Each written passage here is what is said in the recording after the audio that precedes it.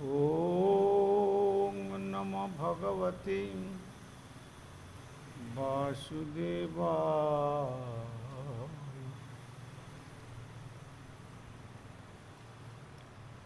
श्रुतिछन्दोगक्खवदति परमं ब्रह्मपूरकं श्रुतिर्वैकुण्ठखं वदति किल यद्विष्णु सदनम् सीतद्दीपञ्चन्य विरलरसिकोऽयं व्रजवनं श्रीनवद्वीपं वन्दे परमसुखदं तं चिदुदितम् श्रीमायापुरं वन्दे परमसुखदं तं चिदुदितम्। देवी सुरेश्वरी भगवती गंगी त्रिभुवनतारिणी तरलतरंगी शंकरमौलिनिवासिनि विमले मम मतिरस्तं तव पादुकम्। भक्त्या विहीनयपराधलक्ष्मी क्षिप्तस्य कामादितरङ्गमध्ये कृपामयि त्वां शरणं प्रपन्या। वन्दे नमस्ते श्रीचरुणारविन्दम्।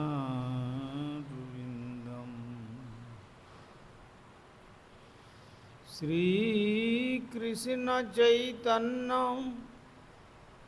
प्रभु नित्यानंद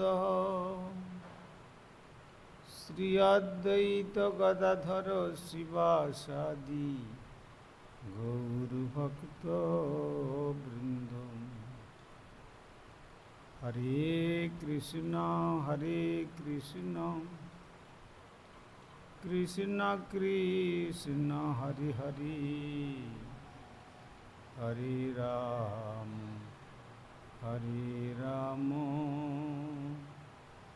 राम राम हरे हरे।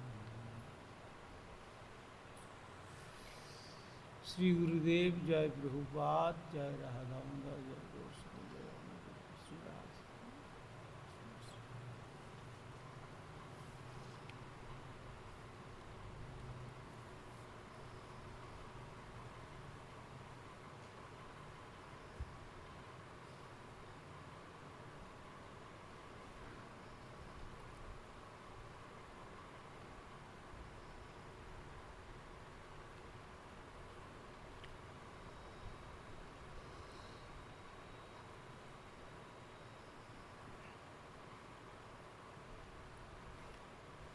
আমরা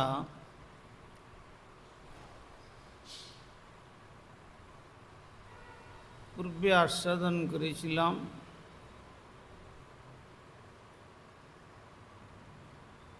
শ্রী সুখদেব গোস্বামী চরণ महाराज परीक्षित के उपलक्ष करे श्रीमद् भागवतेर पंचदश अध्याय आरम्भ करे तिनि बोलें बृंदावने बसबासकाले श्री राम और श्री कृष्ण जखन पौगंड बयस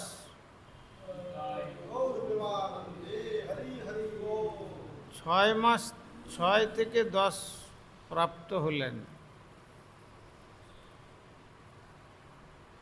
तखन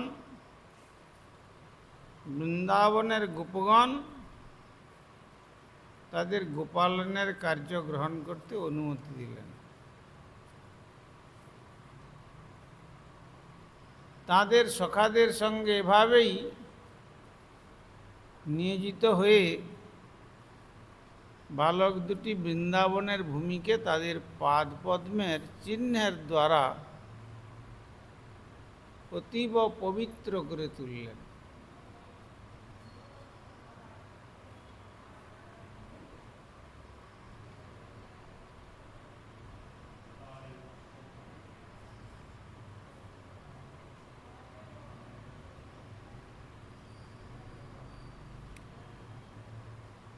অতএব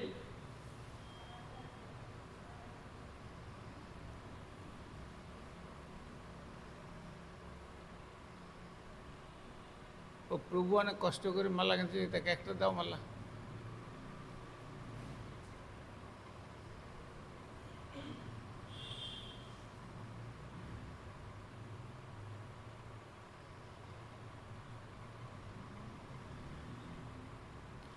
শুক্লাষ্টমী কার্তিকেতু স্মৃতা গোপাষ্টমী বুধৈ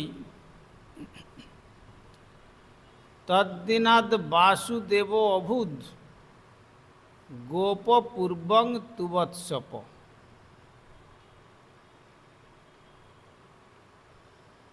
অর্থাৎ কার্তিক মাসের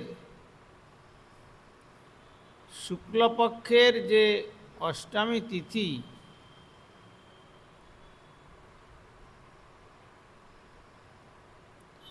মহাজনেরা গোপাষ্টমী নামে জানেন, ওই দিন থেকে ভগবান বাসুদেব গোপ রূপে কার্য শুরু করেছিলেন।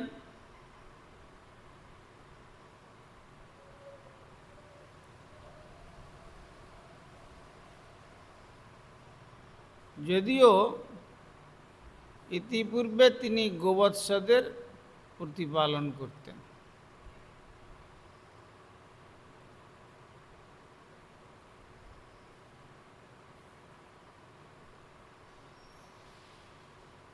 সেই গোপাষ্টমী আজও সুধাম বৃন্দাবনে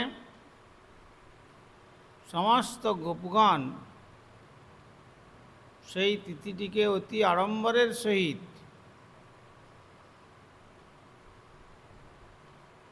গোবৎস, গৌমাতা এবং বলদ আদিকে অতি সুন্দরভাবে সুসজ্জিত করে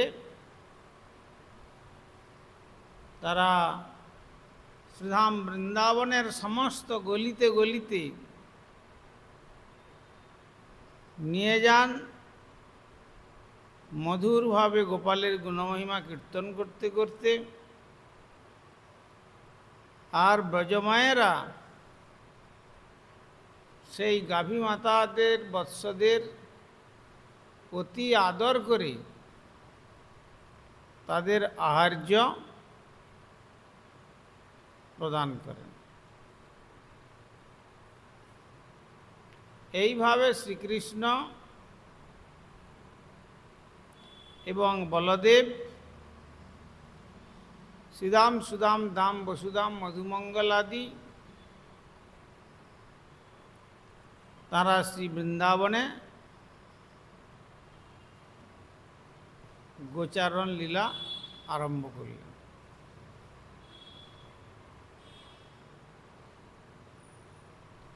এবং তাতে সখাগণ এবং শ্রীকৃষ্ণ কেউই পাদুকা পরিধান করতেন না।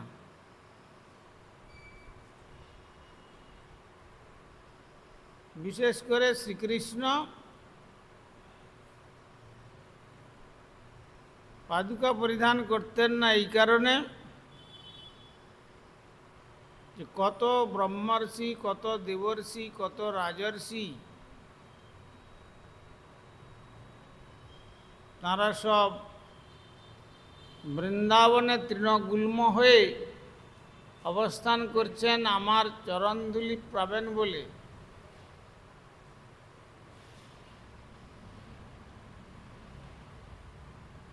তো আমি কি তাদের উপরে পাদুকা দিয়ে মারিয়ে যাব? তাহলে তাদের আকাঙ্ক্ষা তো পূর্ণ হবে না। তাই তিনি কণ্টকাকীর্ণ পথে নগ্নপদে সখাদেরকে সকলকে নিয়ে তিনি গোচারণ করতেন। এইটি শুরু হলো গোপাষ্টমী শ্রীতা বুধৈ, শুক্লা কার্তিক অষ্টমীতে। পরের শ্লোকে বলছেন, তন্মাধব বেণুমুদিরয়ন বৃত গোপৈরি গৃণদ্ভি সজসো বলান্বিতম পশুন পুরস্কৃত্য পশব্যমাবিশদ বিহর্তু কামঃ কুসুমাকরম বনম। তৎমাধব বেণুমুদিরয়ন বৃত গোপৈর গৃণদ্ভি।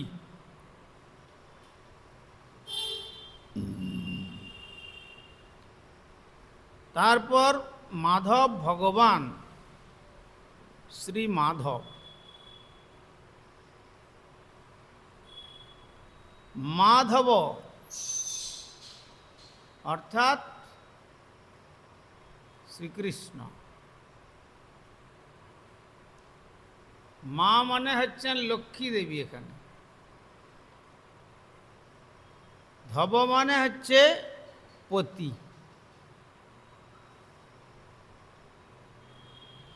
এই জন্য বলা হয় জগতে সধবা স্ত্রীলিঙ্গে, যার পতি জীবিত রয়েছে তাকে বলা হয় সধবা, আর যার প্রতি মৃত্যুবরণ করেছে তাকে বলা হয় বিধবা। বিচ্ছেদ বা বিয়োগ হয়েছে ধব মানে স্বামী, স্ত্রীলিঙ্গে ধবা।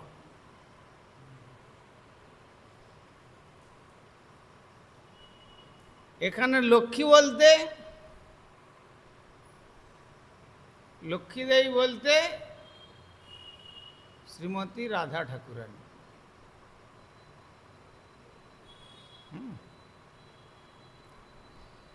আর বেণুমুদিরয়ন বৃত, তার বাঁশি বাজাতে বাজাতে পরিবেষ্টিত গোপই, গোপবালকদের দ্বারা গৃণদ্ভি কীর্তনকারী সযশ, তার মহিমা, গোপবালকগণের দ্বারা কীর্তনকারী তার যে মহিমা,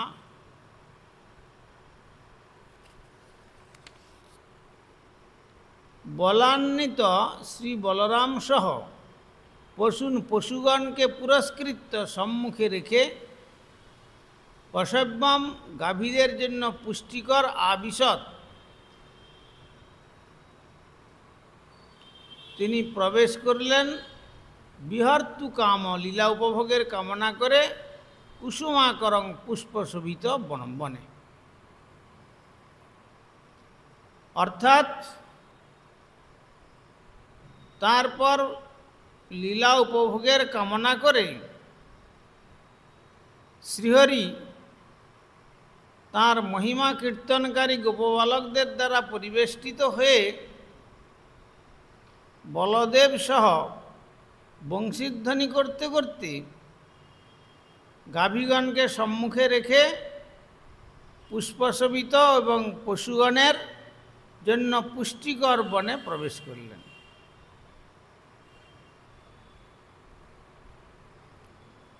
আবার সনাতন গোস্বামী চরণ মাধব শব্দটির বিভিন্ন অর্থ এখানে ব্যাখ্যা করেছেন। সাধারণত মাধব বলতে সৌভাগ্যের দেবী লক্ষ্মীর প্রতিরূপে শ্রীকৃষ্ণকেই ইঙ্গিত করেন।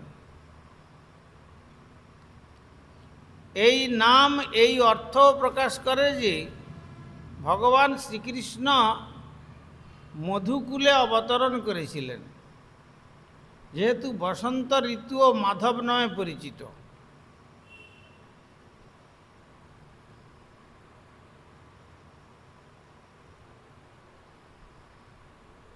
বসন্ত ঋতুও মাধব নামে পরিচিত। তাই বুঝতে হবে যে যখনই শ্রীকৃষ্ণ বৃন্দাবনের অরণ্যে প্রবেশ করেন, তখনই তা ফুলে ও সৌরভে স্বর্গীয় পরিবেশে পূর্ণ হয়ে আপনা থেকেই বসন্তের সকল ঐশ্বর্য প্রদর্শন করে। যদিও বৃন্দাবনে পারমার্থিক দৃষ্টিতে চির বসন্ত, আবার শুধু চির বসন্ত নয়, 6টি যে ঋতু আছে, সেই 6টি ঋতু একই সঙ্গে বিরাজমান।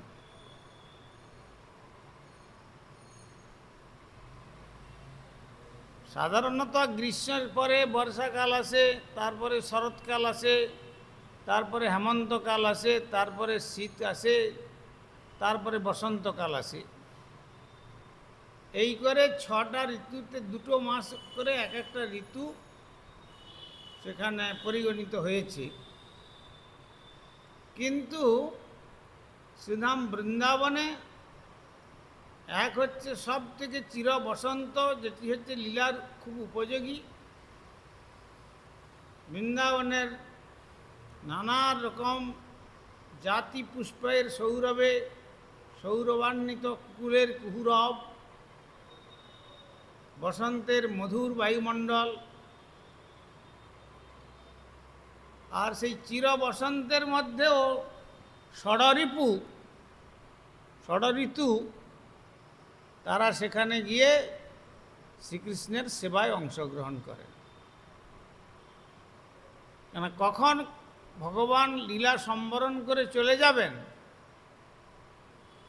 তখন কোনো ঋতু মনে করতে পারে আমার ভাগ্যে ভগবানের লীলা দর্শন সৌভাগ্য ঘটল না, তাই সমস্ত ঋতু একসঙ্গে বসন্তের সঙ্গে যোগ দিয়েছে। এই জন্য চির বসন্ত রূপে প্রকাশ। তাই সেই শ্রীকৃষ্ণ মাধব রূপে পরিচিতির আর একটি কারণ হচ্ছে যে তিনি মধুর রসে তাঁর লীলা উপভোগ করেন। ভগবান শ্রীকৃষ্ণ বৃন্দাবনের অরণ্যে প্রবেশ করা মাত্রই জোরপূর্বক বংশীর ধ্বনি করে তাঁর নিজ ভূমি ব্রজধামের সকল অধিবাসীদের অচিন্ত আনন্দ দান করতেন। মধুর স্বরে যে বংশীর ধ্বনি, যে বংশীর ধ্বনি সত্যলোক পর্যন্ত গমন করে,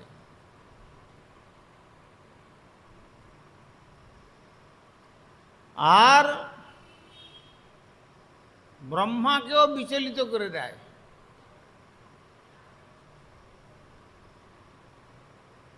শিবাদি তাদের কর্ণেতে এই বংশীধ্বনি বেজে ওঠার জন্য এমন আকর্ষণ করেছেন, শিবও থাকতে পারেননি কৈলাসে।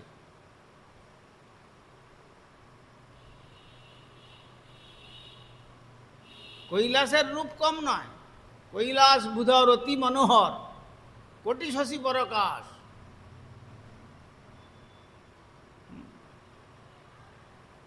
কোটি কোটি চন্দ্রের প্রকাশ সেখানে।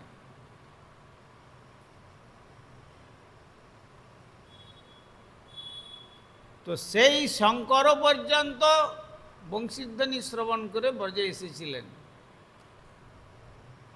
কিন্তু তিনি শঙ্কর রূপে বংশীধ্বনি শ্রবণ করতে পারেননি। সেই বংশীর ধ্বনির যে মণ্ডপ, রাসমণ্ডপ, বংশীবট, সেখানে প্রবেশ করতে পারেননি। তিনি গোপীমূর্তিতে, কাত্যায়নী দেবীর কৃপাতে গোপীমূর্তি লাভ করে রাধা মন্ত্র জপ করতে করতে যমুনায় স্নান করে রূপযৌবন সম্পন্না প্রমোদা ষোড়শাকৃতি এই রূপ ধারণ করে তিনি রাসে প্রবেশ করেছিলেন।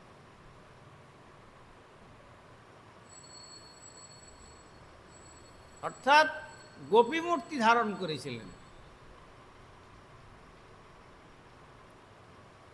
নিজে যখন নিজের শক্তিতে ব্যর্থ হলেন, তখন কাত্যায়নী দেবী বললেন যে দেখো, তুমি যদি নিতান্তই যেতে চাও, আমি এই মন্ত্র দিলাম, এই মন্ত্র জপ করো, রাধা মন্ত্র।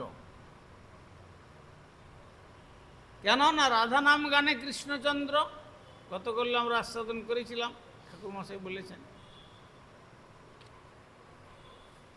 তো সেই রাধা নাম জপ করতে করতে যখন যমুনায় ডুব দিলেন শঙ্কর, তখন ত্রিশূল টিশূল কোথায় চলে গেল, আর অপূর্ব রূপযৌবন সম্পন্না একটি রমণী মূর্তির রূপ ধারণ করলেন।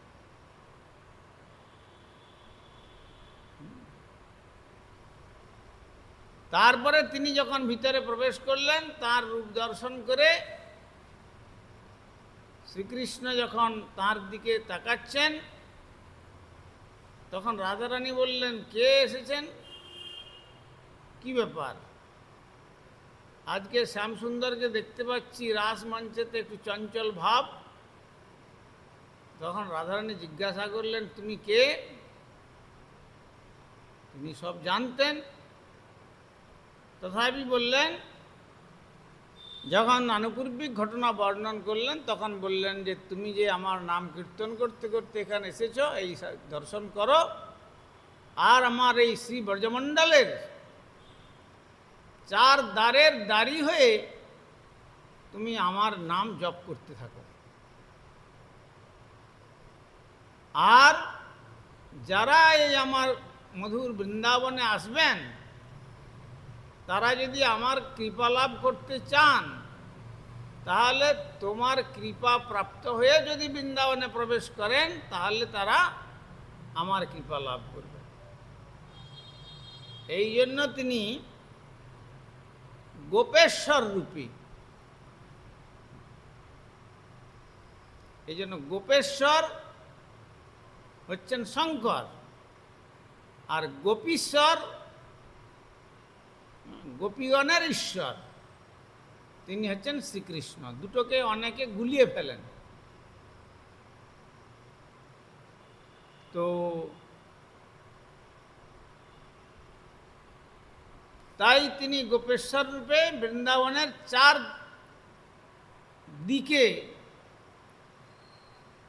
তিনি অবস্থান করছেন। মথুরায় তিনি ভূতেশ্বর রূপে,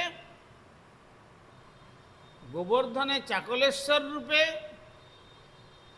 নন্দগ্রামে নন্দীশ্বর রূপে, আর বৃন্দাবনে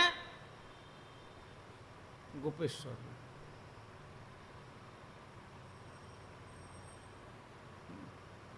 এই চার রূপে তিনি ব্রজমণ্ডলের চার দ্বারে অবস্থান করছেন। অবস্থান করে তিনি রাধা নামেতে নিজেকে একবারে তন্ময় করে রেখেছেন, একভাবে, এক রূপে।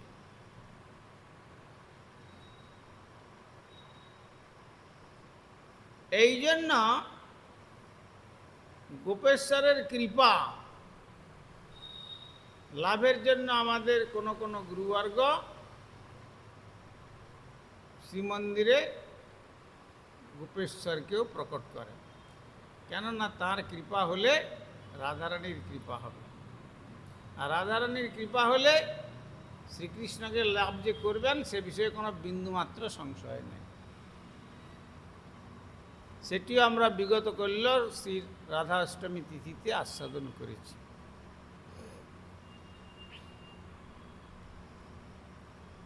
তো তাই শ্রীধাম বৃন্দাবনে শ্রীকৃষ্ণ সেই অরণ্যে প্রবেশ করা মাত্রই বংশীর ধ্বনি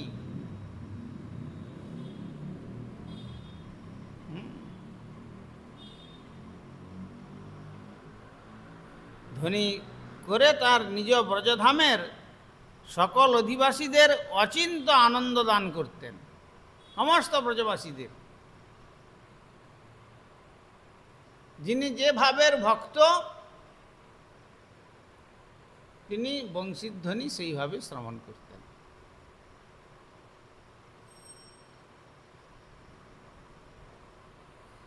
ব্রহ্মা একভাবে শ্রবণ করছেন, তিনি যে পদ্মাসনে বসে বেদ মন্ত্রে তাঁর স্তব করছিলেন,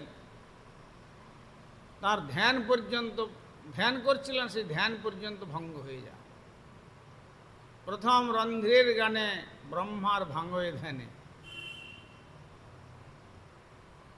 দ্বিতীয় রন্ধ্রে যখন টান দেন তখন যমুনা সুন্দরী যেন নীল শাড়ি পরিধান করে নৃত্য করতে করতে তরঙ্গের উপর তরঙ্গ, তরঙ্গের উপর তরঙ্গ তুলতে তুলতে যেন নাচতে নাচতে শ্রীকৃষ্ণ যেখানে বংশীবাদন করছেন তার চরণে কমল উপহার,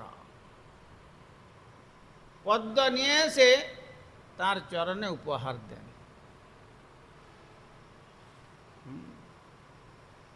উজান বইতে থাকে, তখন যমুনার স্রোত তখন বদলে যায়। সাধারণত জলের স্রোত কি নিম্নগামিনী, কিন্তু গোবিন্দের বংশীধ্বনি শ্রবণ করে যমুনা সুন্দরী পরমানন্দে নাচতে নাচতে সেই উজান মানে উপর দিকে যান। আর তৃতীয় রন্ধ্রে যখন বংশীধ্বনি বাজান তখন পবনের জ্ঞানটা হত হয়ে যায়। সমস্ত জীবের যে প্রাণবায়ু রূপী পবন, তখন সে আর কোথায় যাবে না যাবে স্থির করতে পারে না, সে তখন একবারে শান্ত ভাব অবলম্বন করে। আর চতুর্থ রন্ধ্র যখন বাজান আপনি সে ধেনু ফিরে, তখন এই যে গোমাতা ধেনু সব তারা মনের আনন্দে তারা সুকোমল ঘাস চর্বণ করতে করতে আর ওই কৃষ্ণের দিকে তারা দর্শন করে আনন্দ লাভ করে। আর ঊর্ধ্ব পুচ্ছে ধায় ধেনু যথায় বাজায় বেনু তথা আসি মোর মুখ হেরে।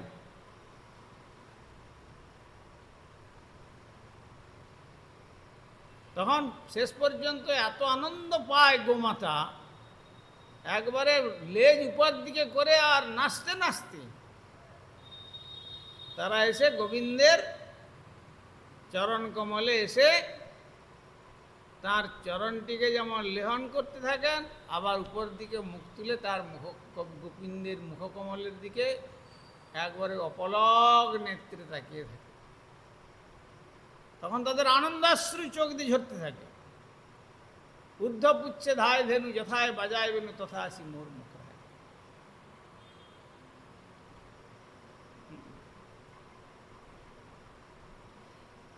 তারপরের রন্ধ্রেতে যখন তখন ব্রজদেবীগণের কর্ণেতে বংশীধ্বনি বাজতে থাকে।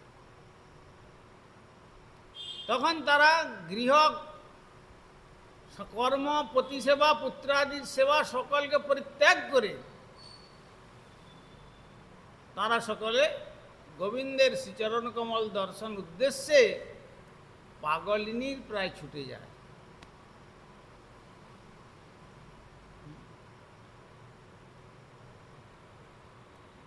কেন না, পদকর্তা বলছেন না, যার যেমন কান গোপালের বংশী সে তেমনটি শুনতে পান।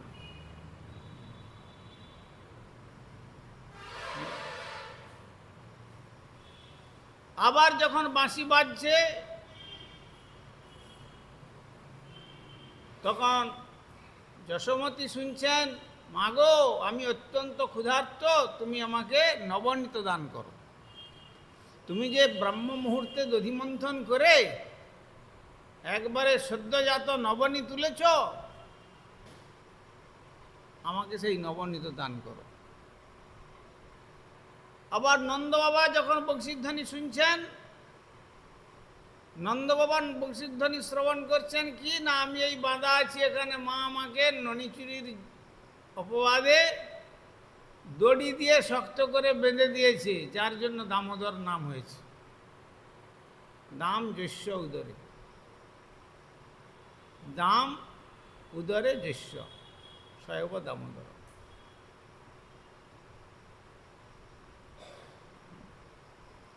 তো এইভাবে আমাকে বেঁধে ফেলেছে, বাবা তুমি আমাকে খুলে দাও।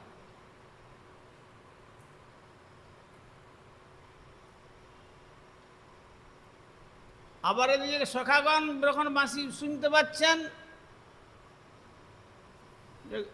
দেখো ধেনু চারানোর সময় অতিবাহিত হলো, সূর্য নারায়ণ উদিত হয়ে অনেক উপরে উঠে এসছেন, চলো তোমরা সকলে গোচারণে যাই আমরা, যেন তাদের ঘর থেকে আকর্ষণ করে বংশীধ্বনি টেনে আনছেন। আর রাধিকা শুনিল বাঁশি ঘাটে আসরাই। রাধারানী বাঁশিটি কি করে শুনলেন, দেখো তুমি আর বিলম্ব করো না, যমুনার জলে কদম্বের মূলে আমি ত্রিভঙ্গ ভঙ্গিম ঠামে হয়ে দাঁড়িয়ে আর বংশীবাদন করছি, তুমি জল আনবার জন্য কলসি নিয়ে ঘাটে এসো। এইভাবে ভগবানের বংশীর ধ্বনি, যার যেমন কর্ণরন্ধ্র যতখানি সাধন প্রভাবে পরিষ্কৃত হয়েছে, মার্জিত হয়েছে, সুধাম বৃন্দাবনে গোপালের বংশী তিনি সেইভাবে শ্রবণ করছেন।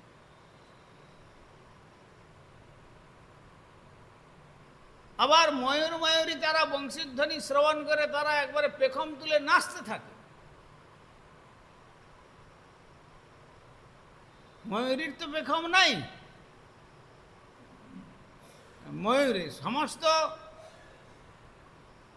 সমস্ত প্রাণীর মধ্যে, সমস্ত জাতির মধ্যে স্ত্রীলিঙ্গের সৌন্দর্য বেশি হয়, কিন্তু একমাত্র ব্যতিক্রম এই ময়ূরের ক্ষেত্রে। ময়ূরের ক্ষেত্রে পুরুষ ময়ূরটি হচ্ছে অতি সুন্দর, যেমন তার পেখম, যেমন তার মানে এই গলদেশ কণ্ঠদেশ, তেমনি তার মস্তকের সেই ফুল, আর তেমনি তার নৃত্য। আর সেখানে স্ত্রী ময়ূরীগুলো মানে কিছুটা বড় বড় মুরগের মতো, আর দেখতেও ভালো রূপ নয়।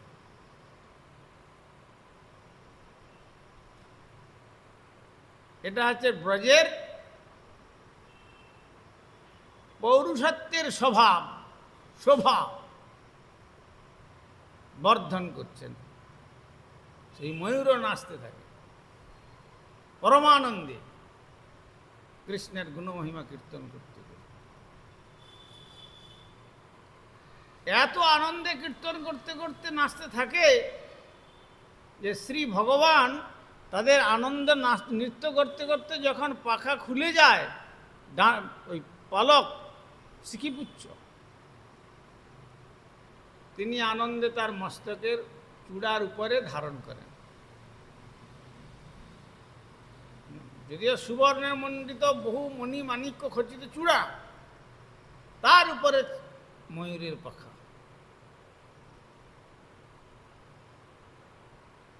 অবশ্য রাধারানীর রূপ ময়ূর রূপ ধারণ করে বিরজাকে দমন করেছিলেন বলে রাধারানীর শ্রেষ্ঠত্ব প্রতিপাদন করার জন্য সেই ময়ূরের পাখা সিকিপুচ্ছধারী রূপে ভগবান ব্রজেন্দ্রনন্দন কৃষ্ণ বিরাজমান। যাই হোক, এখন ভগবান শ্রীকৃষ্ণ বৃন্দাবনের অরণ্য প্রবেশ করা মাত্রই জোরে বংশীধ্বনি করে তার নিজ ভূমি ব্রজধামের সকল অধিবাসীদের অচিন্ত আনন্দ দান করতেন। এইভাবে সকলকে আনন্দেতে একবারে উদ্বেলিত করে তুলতেন। খেলতে খেলতে অরণ্যে প্রবেশ, বেণুবাদন, এই ধরনের আরও সহজ সরল লীলাসমূহ বৃন্দাবনে অপ্রাকৃত ভূমিতে প্রতিদিনই অনুষ্ঠিত হয়ে থাকে। প্রতিদিন, এই যে একদিন এই লীলা অনুষ্ঠিত হচ্ছে তা নয়, প্রতিদিন এই লীলা নবনব রূপে সখাগণ সঙ্গে ভগবান লীলা করে থাকেন। আর এইভাবে বৎসরবধি লীলা চলতে থাকে। এইভাবে কৈশোর বয়স কৃষ্ণ কইল সফল, বৃন্দাবনেতে কৈশোর বয়স পর্যন্ত লীলা সফল করেছেন।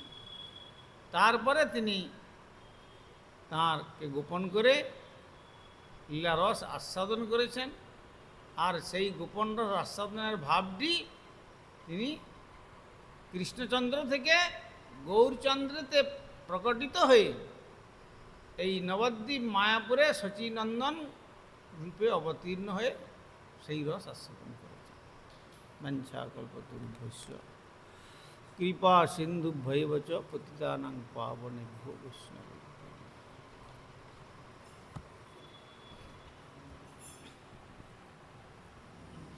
হরিহরয় নম কৃষ্ণ যাদবায় নম, হরিহরয় নম আর যাদবায় মাধবায় কেশবায় নম, যাদবায় গোপাল গোবিন্দ রাম শ্রীমধুসূদন,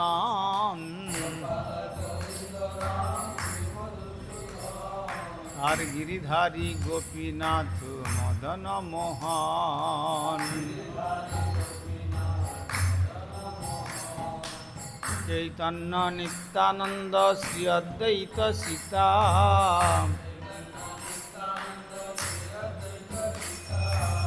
হরি গুরু বৈষ্ণব ভাগবত গীতা, হরি গুরু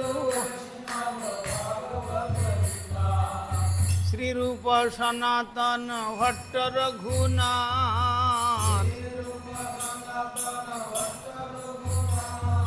শ্রীজীব গোপাল ভট্ট দাস রঘুনাথ, শ্রীজীব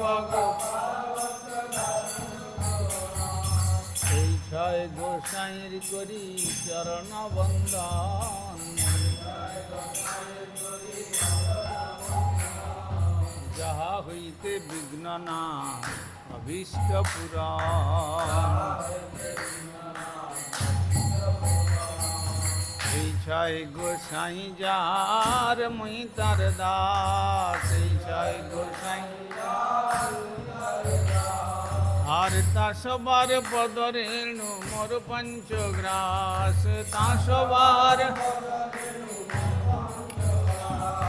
তাদের চরণ সেবী ভক্ত শনেবাস,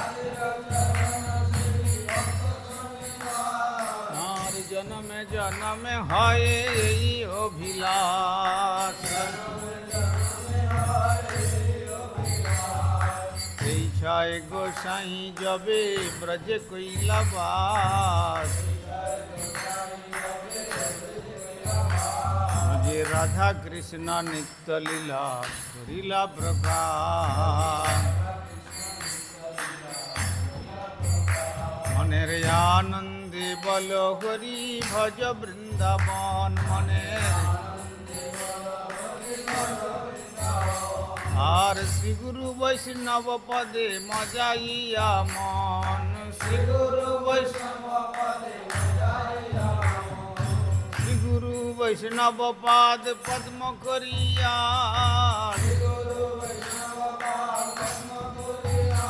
হরি নাম সংকীর্তন কহে নরোত্তম দাস,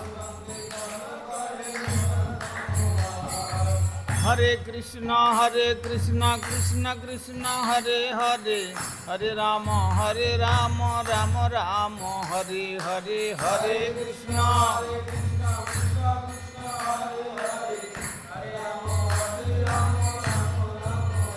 নিতাই গৌর হরি বল, হরি বল, হরি বল, হরি বল, নিতাই গৌর হরি বল।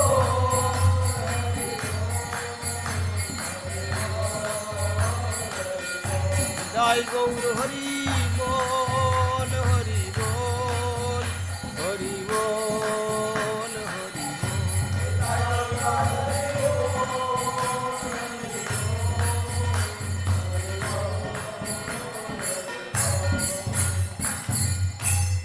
श्री श्री गुरु गौरांग गंधर्विका गिरिधारी श्री राधा गोविंद गोपीनाथ मदन मोहन श्री जगन्नाथ बलदेव सुभद्रा राधा राधारमन देव धामेश्वर श्री गौर सुंदर श्री जगन्नाथ देव श्री गिरिराज महाराज ग्रंथराज श्रीमद्भागवतम राधा दामोदर जी तुलसी महारानी तथा संध्याकालीन भागवत अधिवेशन महामहोत्सव की जाए। परमाराध्य श्री गुरुपाद पद्म विष्णुपाद कुमुद संत गोस्वामी ठाकुर की जाए। जगतगुरु श्रील प्रभुपाद भक्ति सिद्धांत सरस्वती गोस्वामी ठाकुर की जाए। सपार्षद सचिनंदन श्री गौर सुंदर की जाए। सपार्षद श्रील प्रभुपाद की जाए।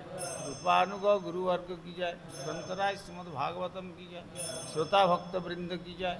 श्री श्री निताई गौर प्रेमानंदे हरि हरि।